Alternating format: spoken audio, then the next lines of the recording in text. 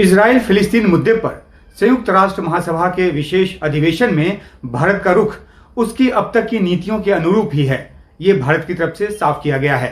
सूत्रों का कहना है कि भारत ने मतदान में हिस्सा नहीं लिया क्योंकि प्रस्ताव की भाषा भारत की नीति के हिसाब से मेल नहीं खा रही थी। इसमें 7 अक्टूबर के आतंकी हमले की निंदा नहीं की गई थी।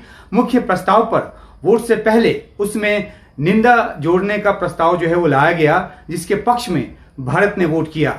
हालांकि संशोधन प्रस्ताव जो लाया गया उसको 2/3 वोट नहीं मिला और इसलिए वो पास नहीं हो सका। लेकिन भारत सीधे तौर पर जो 7 अक्टूबर को हमला हुआ है उसको आतंकी हमला वो करार दे चुका है। वोटिंग से पहले भारत की तरफ से जो बयान दिया गया उसमें साफ तौर पर कहा गया है कि 7 अक्टूबर के आतंकी हमले की निंदा होनी चाहिए। बंधकों के लिए भारत चिंतित है, ये भी कहा गया उसमें, और वह बंधकों की तुरंत रिहाई की मांग करता है। ये बात भी जोर देकर उस संबोधन में कहा गया है जो भारत की तरफ से दिया गया UNGA के दौरान। और इसके साथ ही भारत के बयान में गाजा में जो जारी मानवीय त्रासदी है उसका भी जिक्र किया गया है। कहा गया है कि गाजा में जिस तरह से लोगों की जान जा रही है वो चिंता का विषय है। आम लोगों, खासतौर पर महिलाओं और बच्चों को अपनी जान देकर इसकी कीमत चुकानी पड़ रही है।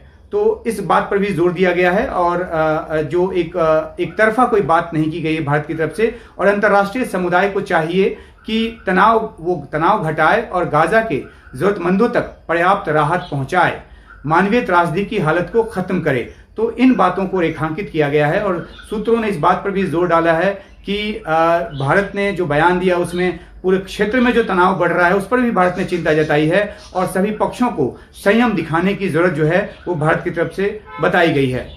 सूत्रों का यह भी कहना है कि जहां तक फिलिस्तीन मुद्दे का सवाल है तो भारत हमेशा से 2 राष्ट्र सिद्धांत का समर्थन करता रहा है। भारत का रुख है जो कि इस बयान में भी साफ किया गया है कि भारत जो है वो इजराइल फिलिस्तीन मुद्दे में बातचीत के जरिए 2 राष्ट्र समाधान का हिमायती रहा है। वह एक स्वतंत्र और संप्रभु फिलिस्तीन चाहता है जिसकी इजराइल के साथ मान्यता प्राप्त सीमा हो और दोनों शांति के साथ रहें। तो इन बातों के साथ ये साफ किया गया है कि भारत ने जो संयुक्त राष्ट्र में वोटिंग में दूर रहा उसके पीछे वजह क्या रही और आखिरकार भारत ने अपने रुख को किस प्रमुखता के साथ सामने रखा।